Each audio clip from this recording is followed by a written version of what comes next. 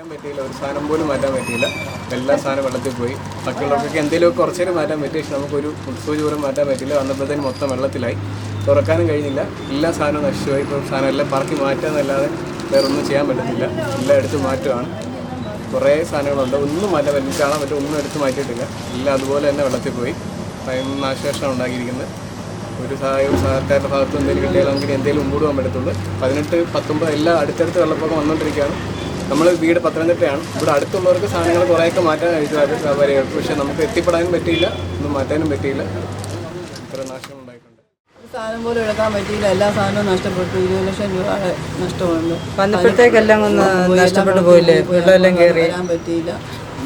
എല്ലാ സാധനവും പോയി. വെള്ളപ്പൊക്കത്തിൽ എല്ലാം നഷ്ടപ്പെട്ടു. രണ്ടാമത് പിന്നെ ഇങ്ങനെ കൊണ്ടുവന്ന് ഒന്നും ഇൻഷുറില്ല, ബാങ്കിൽ ഓടിയുള്ളൂ. എല്ലാ സാധനവും നഷ്ടമായി, ഒന്നും എടുക്കാൻ പറ്റിയില്ല. വന്നപ്പോഴത്തേക്ക് വെള്ളമെല്ലാം കയറി നാശമായി പോയി. സർക്കാരിൽ നിന്നുള്ള സഹായം നമുക്ക് ചെയ്യണം.